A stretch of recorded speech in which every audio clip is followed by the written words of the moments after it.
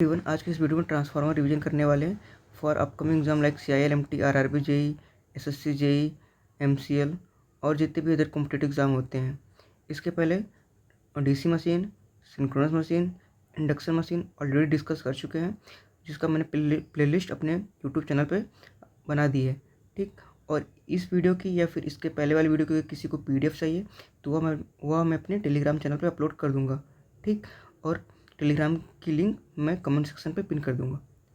तो आज पहले ट्रांसफार्मर कवर करते हैं। ठीक, तो पहला पॉइंट क्या है, जो ट्रांसफार्मर कोर होता है सिलिकॉन स्टील का बना होता है, उसमें सिलिकॉन की कंटेंट होती है 3.5%। ठीक, और जो उसमें लेमिनेशन करते हैं 0.35 mm की थिकनेस करते हैं एट 50 हर्ट्ज फ्रिक्वेंसी पे। और जो इंटरलीविंग बाइंडिंग होती है ट्रांसफार्मर में, वो उसका काम होता है लीकेज फ्लक्स को रिड्यूस करना।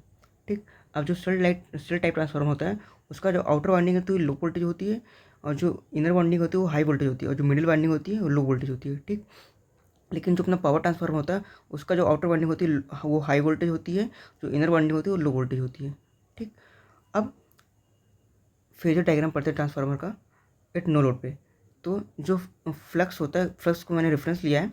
ठीक, तो फ्लक्स के फेज में होता है मैग्नेटाइजिंग करंट, और जो सप्लाई वोल्टेज होता है वो फ्लक्स से लीड करता है 90 डिग्री पे, और जो no load core loss current होती है वो सप्लाई फ्रिक्वेंसी के फेज में होती है। ठीक, और जो नो लोड करंट होती है वो सप्लाई वोल्टेज से लैग करती है 5 नॉट एंगल पे, और जो इंड्यूस वोल्टेज होता है वो फ्लक्स से 90 डिग्री लैग करती है। ठीक, अब जो नो लोड करंट का फार्मूला होता है under root of core loss current का स्क्वायर प्लस मैग्नेटाइजिंग करंट का स्क्वायर। ठीक, का अंडर रूट। फिर जो कोर लॉस होता है वो VI मतलब V into core loss component. ठीक, करंट कोर लॉस कंपोनेंट का करंट, और दूसरे कहते हैं VI no load current cos phi. ठीक, पावर फैक्टर का। और जो कोर लॉस कंपोनेंट करंट होता है उसका जो वैल्यू होती है 1.1 से लेकर 2% तक होता है। ठीक, फुल लोड करंट का। और जो मैग्नेटाइजिंग करंट होता है जिसको बोलते हैं रिएक्टिव या फिर वाटलेस करंट, वो 2 से 5% तक होता है फुल लोड करंट का। और जो नो लोड करंट होता है उसकी वैल्यू होती है जनरली 2 से 5% of full load current. Okay, reactance, और जो रिएक्टेंस होता है ना, बिकॉज ऑफ लीकेज फ्लक्स की वजह से रिएक्टेंस होता है। अब main flux versus leakage flux, तो जो लीकेज फ्लक्स होता है ना वो करंट डिपेंडेंट फ्लक्स होता है, ये वेरिएबल फ्लक्स होता है। लेकिन जो मेन फ्लक्स होता है ये वोल्टेज डिपेंडेंट होता है, ये कांस्टेंट फ्लक्स होता है, जिसकी वैल्यू होती है E= 4.44 N∅F। ठीक, और जो 5 होता है ना मैक्सिमम फ्लक्स होता है, और जिसको लिख सकते हैं VYF रेशियो मतलब। ठीक, अब जो KV रेटिंग होती है ना वो फ्रिक्वेंसी की डायरेक्टली प्रोपोर्शनल होती है, और जो साइज़ होता है फ्रिक्वेंसी के इन्वर्सली प्रोपोर्शनल। जितना ज़्यादा फ्रिक्वेंसी होगा उतना कम साइज़ होगा ट्रांसफार्मर का। अब जो कोर लॉस होता है ट्रांसफार्मर में वो होता है X square current at full load का स्क्वायर R01। ठीक, resistance refer to the primary. अब X square P copper at full load.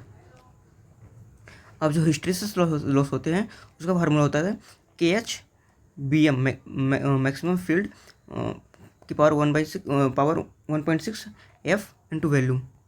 ठीक, और जो ED करंट का फार्मूला होता है pi square F square BM का square into T square, T thickness होती है इंटू वैल्यूम। ठीक, अपॉन 6 रो, और रो रेजिस्टिविटी होती है। तो जितना ज़्यादा रेजिस्टिविटी होगा उतना कम ED करंट लॉस होगा। अब जो VM होता है ना, VM को जनरली ऐसे VYF के को टर्म में से एक्सप्रेस कर सकते हैं। ठीक, अगर VYF कांस्टेंट है, ठीक है, तो उस केस में जो कोर लॉस करंट होगा ना वो होता है, सॉरी कोर लॉस होते हैं वो K1F plus K2F square. Okay, अब open circuit test versus short circuit test. ठीक है, जो ओपन सर्किट टेस्ट होता है वो V रेटेड होता है और I रिड्यूस होता है इसमें। ये जो जनरली इसमें हाई वोल्टेज साइड ओपन होती है, और इससे अपन कोर लॉस निकालते हैं या फिर शंट पैरामीटर निकालते हैं, मतलब core loss, shunt parameter, turn ratio, और इसमें जो वाट मीटर होता है लैगिंग पावर फैक्टर मीटर होता है। ठीक है, और जो अपन निकालेंगे लॉसेस कितना था VI cos फाई। ठीक, VI नॉट cos फाई। जो शॉर्ट सर्किट टेस्ट होता है इसमें अपन इम्पीडेंस फाइंड कर सकते हैं। इसमें जो करंट होता है I रेटेड होता है, V रिड्यूस होता है, और इसमें लो वोल्टेज शॉर्ट सर्किट होती है, और इससे सीरीज पैरामीटर निकालते हैं। ठीक, इससे अपन वोल्टेज रेगुलेशन भी निकाल सकते हैं, और इसमें जो वाट मीटर यूज़ होता है ये यूनिटरी पावर फैक्टर का वाट मीटर यूज़ होता है। ठीक, और अपन इससे Z01 भी निकाल सकते हैं। क्या होता है फार्मूला VSC/ISC। ठीक, voltage short circuit upon current at short circuit. अब सैंपलर टेस्ट, सैंपलर टेस्ट क्या होता है, इसको लोड टेस्ट बोलते हैं या फिर बैक टू बैक टेस्ट, ठीक है। इसमें आप मैक्सिमम टेम्परेचर निकाल सकते हैं, और इसमें जो प्राइमरी होता है पैरेलल में कनेक्टेड होता है, और जो सेकेंडरी होता है सीरीज अपोजिशन में कनेक्टेड होती है। और इसमें जो पहला वाट मीटर लगा होता है ना, उसमें 2 टाइम्स ऑफ कोर लॉस निकालते हैं, मेजर करता है, और जो सेकेंडरी होता है वो 2 times of copper loss major करता है, ठीक। अब इफिशिएंसी की बात कर ले, जो इफिशिएंसी फार्मूला होता है एक्स के V cos five upon X के V cos five plus P of core plus X square of P of copper at full load, ठीक। अब मैक्सिमम इफिशिएंसी अगर निकालना है तो उस केस में जो कोर लॉस होता है ना, मतलब कि जो कॉपर लॉस होता है वो कोर लॉस के बराबर हो जाता है। तो इस केस में अपने यहाँ से एक्स की वैल्यू निकाल सकते हैं, एक्स इक्वल टू ये फ्रैक्शन ऑफ, मतलब कितना ज़्यादा लोडिंग है ना उस पर डिपेंड करता है x, P core upon P copper, ठीक। और जो मैक्सिमम एफिशिएंसी होता है उसमें जो पावर फैक्टर होता है यूनिटी होता है। तो जो मैक्सिमम एफिशिएंसी का फार्मूला होता है एक्स के वी अपॉन एक्स के V plus 2 times of core loss, okay. अब वोल्टेज रेगुलेशन क्या होता है, वोल्टेज रेगुलेशन का फॉर्मूला होता है voltage at no load minus voltage at full load upon voltage at no load. देखो ट्रांसफार्मर्स में नीचे नो लोड आता है, बाकी अगर अपन ट्रांसमिशन पढ़ते हैं या फिर अदर कहीं में जैसे सिंक्रोनस मशीन में भी, तो यहाँ फुल लोड ही आता है, ठीक। वोल्टेज रेगुलेशन एक फार्मूला इस टर्म में भी है, मतलब कि रजिस्टर और इम्पिडेंस के टर्म में, रिएक्टेंस के टर्म में I two equal to R02 cos five plus minus, देखो अगर प्लस है तो लैगिंग होगा, अब माइनस तो लीडिंग होगा, X02 sin फाइव, ठीक, अपॉन A2 इंटू 100। अब अगर पर यूनिट में दिया है रेजिस्टेंस या फिर रिएक्टेंस, तो जो फार्मूला होता है एक्स ब्रैकेट में R02 per unit cos five plus minus X02 per unit में होगा ये साइन फाइव, ठीक। अब जो मैक्सिमम वोल्टेज रेगुलेशन कंडीशन होती है उस केस में क्या होता है, जो फाइव होता है ना वो बराबर होता है थीटा के, थीटा क्या होता है सेकेंडरी वाइंडिंग इंपीडेंस एंगल होता है, ओके। और जो फाइव होता है occurring at lagging power factor पे, तो जो मैक्सिमम मतलब जो मैक्सिमम वोल्टेज रेगुलेशन होता है ना वो अगर करता है एट लैगिंग पावर फैक्टर पे, तो उस केस में जो tan फाइव होगा एक्स अपॉन आर, और जो cos फाइव होगा आर अपॉन एक्स जेड होगा, ठीक। और जीरो वोल्टेज रेगुलेशन कब होता है, जब फाइव प्लस थीटा किसके बराबर 90 डिग्री बराबर हो, ठीक। ये कब होता है लीडिंग पावर फैक्टर पे। तो उस केस में जो 10 होता है, 10 मतलब कि 10 जो होता है आर अपॉन एक्स होता है, और जो cos फाइव होता है एक्स अपॉन जेड होता है, ठीक। हाँ ये ग्राफ है, तो पावर फैक्टर है इधर वोल्टेज रेगुलेशन, ठीक है। तो देखो लैगिंग इधर लीडिंग है, तो लैगिंग पे मैक्सिमम वोल्टेज रेगुलेशन मिलेगा, और देखो लीडिंग पे पॉजिटिव भी वोल्टेज रेगुलेशन मिलता है, निगेटिव भी मिलता है, और जीरो भी मिलता है, लेकिन लैगिंग पे सिर्फ पॉजिटिव वोल्टेज रेगुलेशन मिल रहा है ना, ठीक। अब ये थोड़ा कुछ डाटा है क्या, cos फाइव अगर 0.9 है तो साइन फाइव कितना होता है 0.435, ठीक। और जो फाइव कितना होता है 25 डिग्री, ठीक है अप्रॉक्स। और जो पावर ट्रांसफार्मर होता है ना, इसमें हाई लीकेज रिएक्टेंस होता है, क्यों, टू कंट्रोल फॉल्ट करंट, ठीक। अब ऑटो ट्रांसफार्मर में इंडक्टिव प्लस कंडक्टिव दोनों तरह का प्रोसेस होता है, ठीक है। अब जो के होता है ना, ये होता है हमेशा लो वोल्टेज अपन हाई वोल्टेज, ठीक। और के की वैल्यू मतलब कि नियर टू वन होनी चाहिए, मतलब ये वन से ज़्यादा हो नहीं सकती, ये मतलब नियर टू द वन होनी चाहिए, ठीक। जो अब के वी रेटिंग होता है, ये ऑटो ट्रांसफार्मर कितना हो जाएगा, एक्स ऑफ के वी रेटिंग ऑफ जो पावर ट्रांसफार्मर होगा अपन 1 माइनस के, ठीक। हाँ एस ऑफ इंडक्टिव कितना होता है, देखो इंडक्टिव में क्या होता है 1 माइनस के into K we of auto transformer, ठीक है। और जो कंडक्टिव कितना पावर ट्रांसफर होगा K times into K V rating, ठीक। हाँ परसेंटेज कॉपर सेविंग कितना होता है K times into percentage at second copper at second dividing, ठीक है, मतलब कि 2 वाइंडिंग ट्रांसफार्मर का, ठीक है। अब वॉल्यूम कितना होता है वॉल्यूम ऑफ कॉपर, ठीक। तो ऑटो ट्रांसफार्मर कितना 1 माइनस के होता है वॉल्यूम ऑफ कॉपर सेविंग, ठीक है। और ये the volume of copper second डिवाइंडिंग का ट्रांसफार्मर का, ठीक है। अब पैरेलल ऑपरेशन की क्या कंडीशन है, देखो नेसेसरी कंडीशन है कि सेम वोल्टेज रेशियो चाहिए, और पोलैरिटी मस्ट भी सेम, और सेम फेज सीक्वेंस चाहिए, ठीक है। और डिजायरेबल कंडीशन क्या है, x/r रेशियो मस्ट भी सेम, और डिजायरेबल कंडीशन है, ठीक है। शेयर लोड इन प्रोपोर्शनल के वी रेटिंग, ओके।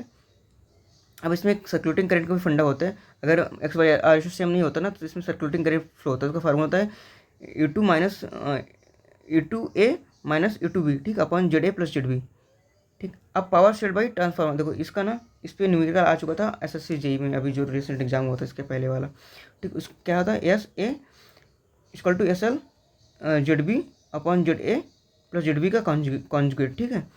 और जो पावर शेड होता है ना, जो ये वो इन्वर्सली प्रोपोर्शनल जेड होता है इन ओम, अगर जेड ओम में तो जो एस होता है ना,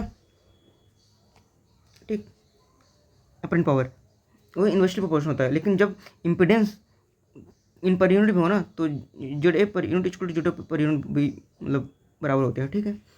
और इसमें जो एस होता है डायरेक्टली प्रोपोर्शनल हो जाता है, ठीक, जेड के। अब थ्री फेज ट्रांसफार्मर, देखो अगर स्टार स्टार है तो ये हाई वोल्टेज लेस करंट के लिए यूज करेंगे, अगर डेल्टा डेल्टा है तो लेस वोल्टेज हाई करंट के लिए, ठीक।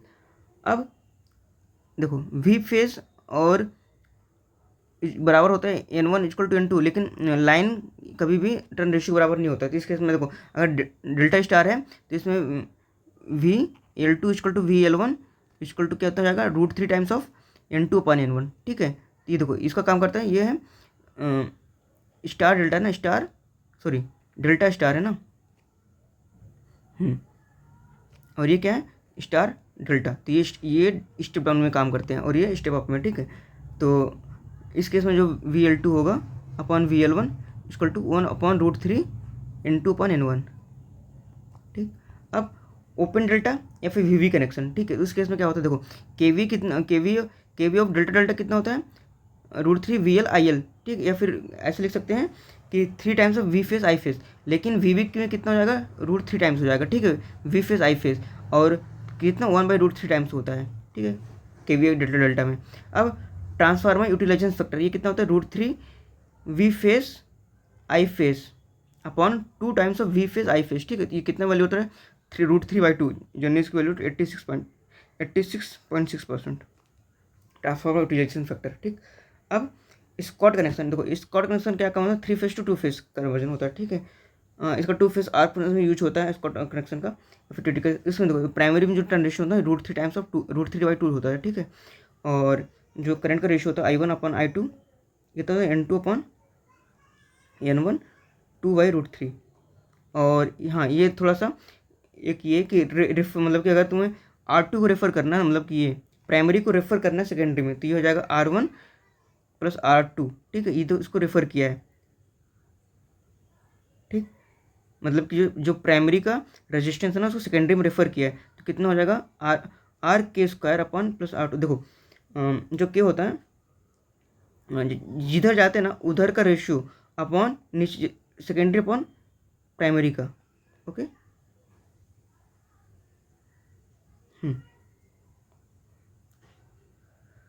तो इस वीडियो में इतना ही, फिर अब अगले वीडियो में स्पेशल मशीन करेंगे कवर, ठीक है। अगर वीडियो अच्छी लगे तो प्लीज़ लाइक करना, सब्सक्राइब करना, एंड मिलते हैं अगले वीडियो में, ठीक है। Thank you.